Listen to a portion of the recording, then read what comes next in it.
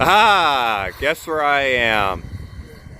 Yes, I'm in Wasilla, and look, what's alive? Gypsy Rose in all of her glory. Outside the engine house in Wasilla, Alaska. It is July 11th, 2026. 557 is undergoing a real boiler test. Really exciting. We're gonna get ready to go over there and get some close-up shots and sights and sounds of this locomotive, and I got the family with me. It's gonna be super cool. This has been a long-awaited moment for many folks. Congratulations to the folks who are working on 557, the volunteers of the 557 Restoration Company.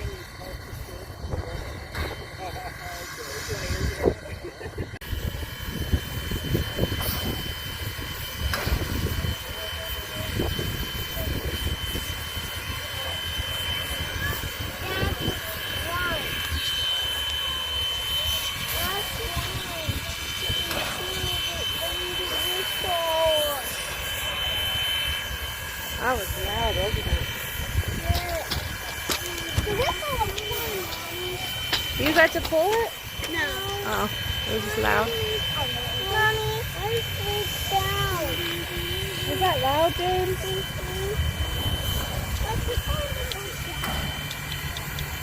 Mom, look at this. All right, man, it's super cool. Good old 557. Oh, I see my friend Bill Hess over here. I'm gonna have to go speak with him. All right, let's go for a walk around.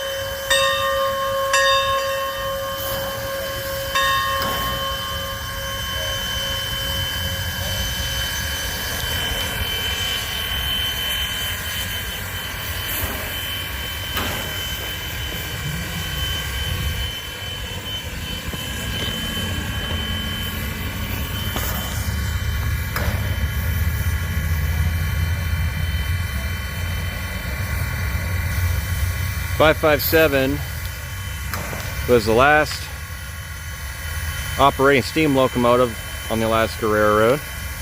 Started in 1964. It's been undergoing a restoration, full-blown restoration, since 2012. All volunteer labor. All the funds were either donations or in-kind donations.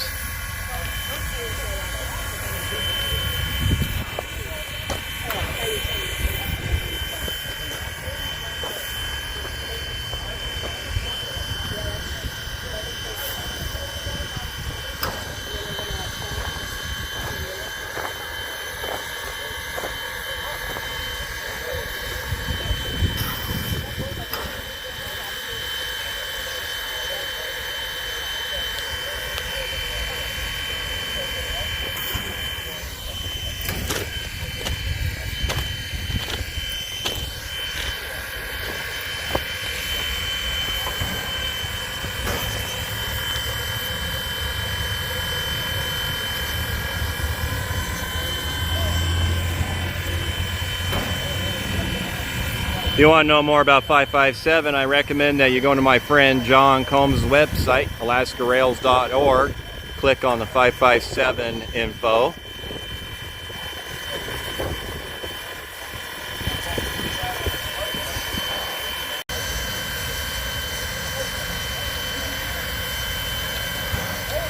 All right, here we are.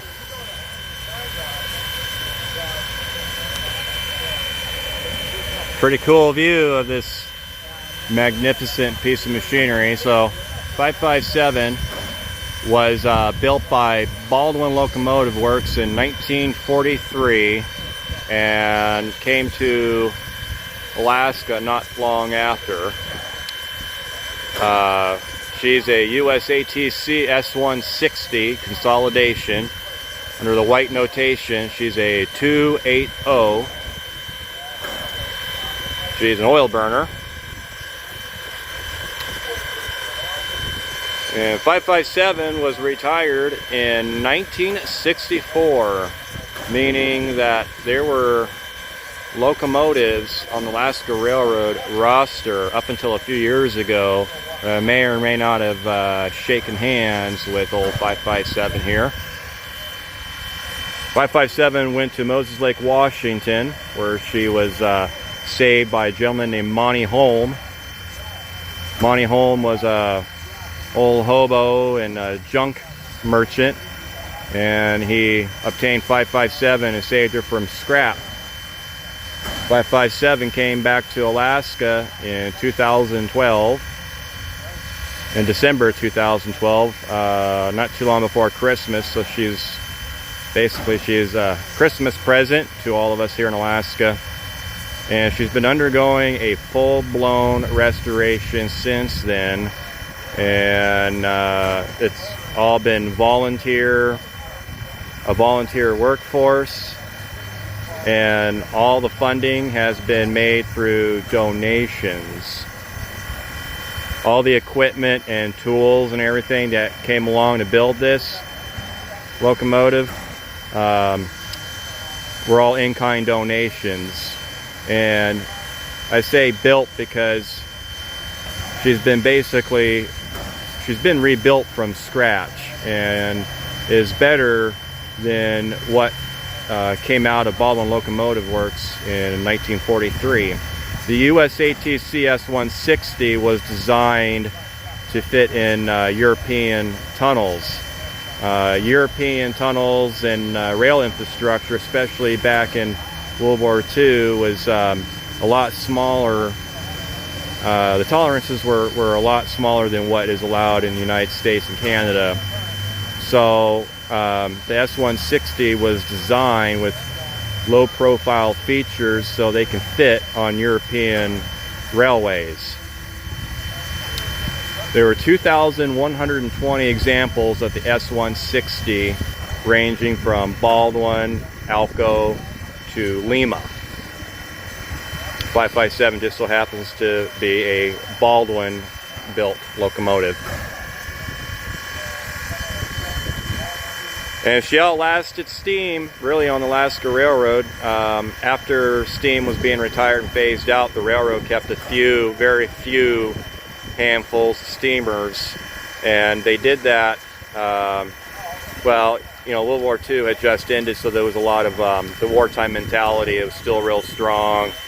Cold War was heating up, so they wanted to keep a few pieces of machinery in reserve, and 557 was one of them. 556 was also another one, and that's why 556, or that is a big reason why 556 is still with us today, because of the foresight to put them in reserve. Of course, not every steam locomotive had that luxury in Alaska Railroad.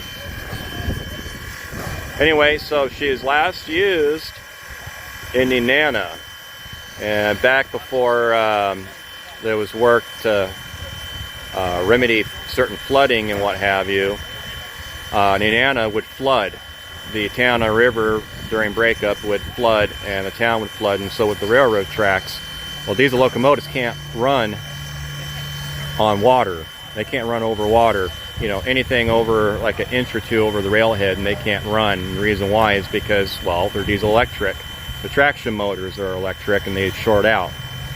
So they fired up 557 and used her to move trains from I think Nenana Yard, when they had a yard down there, around through town, and then up to the other side to North Nenana, where diesel locomotives would take over.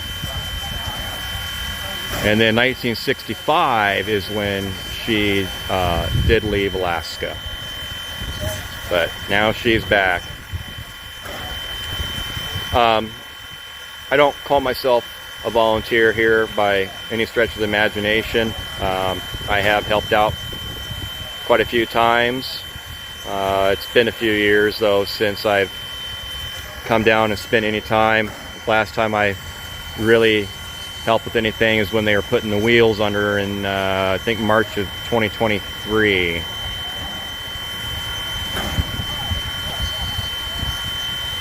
But I do try to talk about 557 and give people as much information I can on her.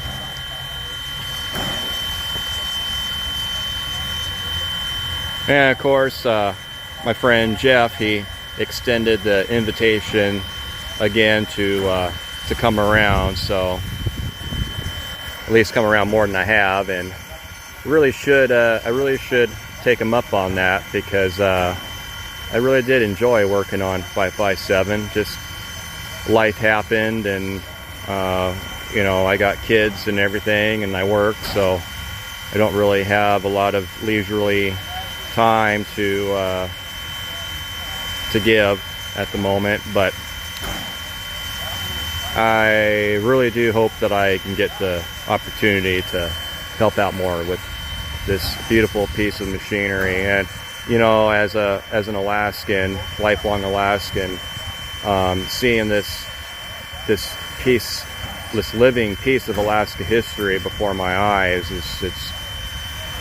there's a sense of pride, of being home, you know, home pride, if you will. Like this is more than just a locomotive. It's a piece of Alaska history that's living and breathing, and the people over the years that have contributed to this moment, you know, they've now left their mark on the history books. Yes, folks, indeed, what we're looking at here is we're looking at the ink of history being written as we see here.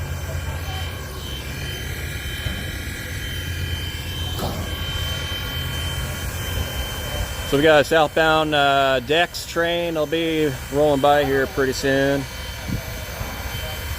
and we'll see that shortly.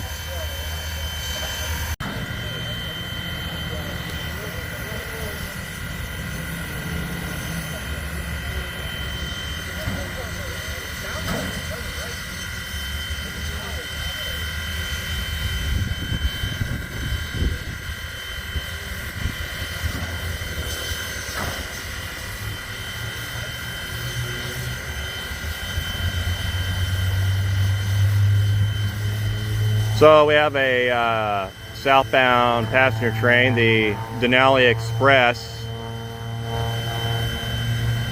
Sounds like they were crossing KGB, and I'm pretty sure they have a stop at Wasilla Depot.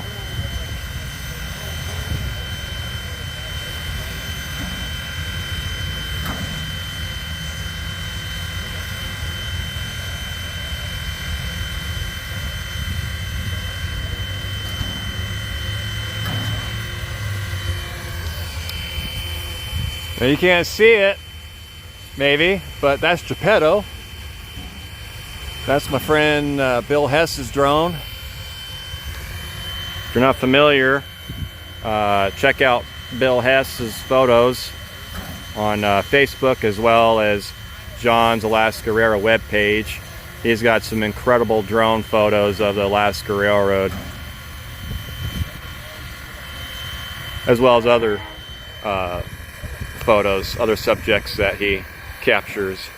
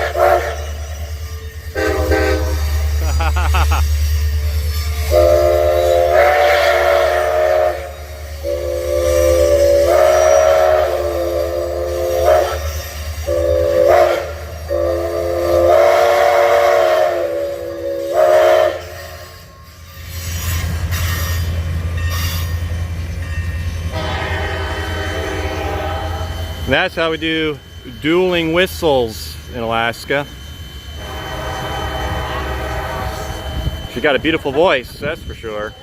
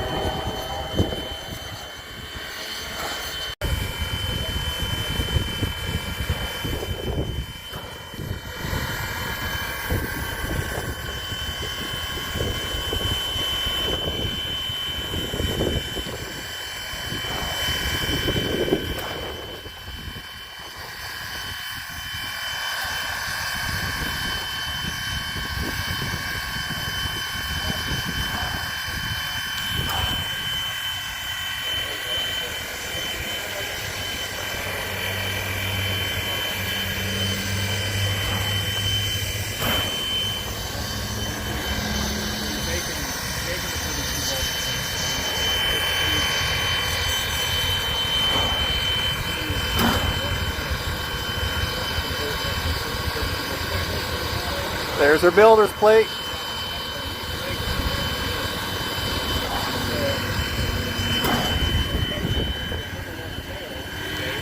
If it's hooked directly to the headlights, you're always going to have a headlight on the side of that.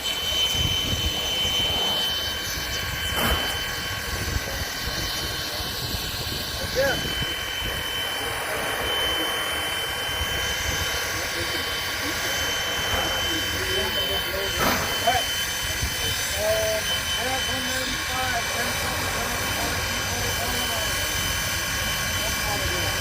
We don't even have any needs to have high pressure. We're not going to go anywhere. The time is 217. About a third.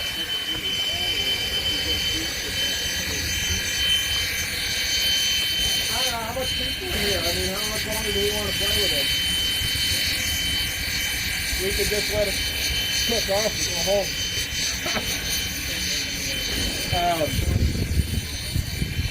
You got that work stretcher? You're over there?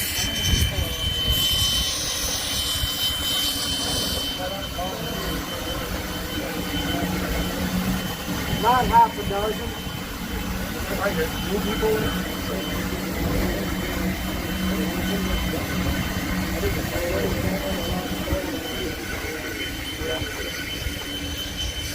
Not really. Well, what do you guys feel? You want to go home? I'm here for whatever is necessary.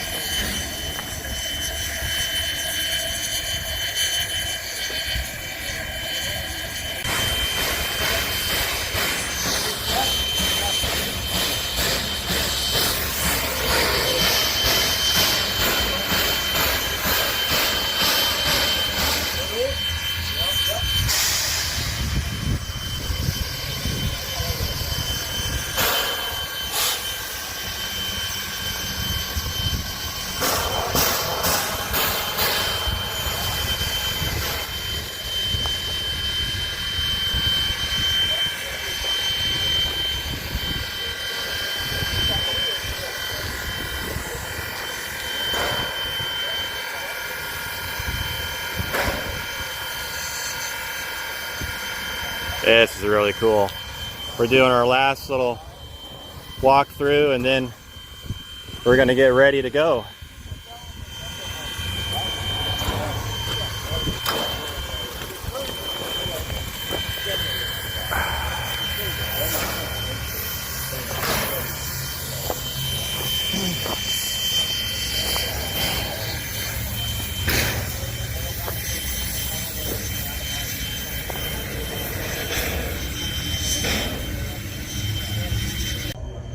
We're having a great day here at the Engine 557 Engine House.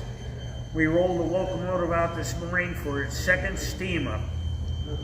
We made a lot of little adjustments. It's performing the way we'd like it to perform. Before this video is over, they'll probably blow the whistle and we'll have to shut that thing down because it'll overpower the audio.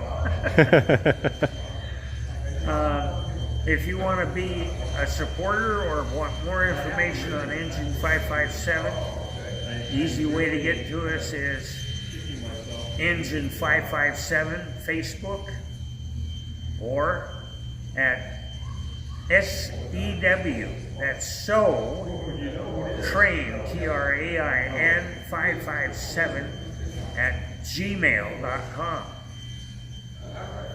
We'd love to hear from you. Come and see 557 in Wasilla. And this is straight from the president of the 557 Restoration Company, Pat Duran. Thanks for the words, Pat. Appreciate being here today. Thank you. It's been a great day.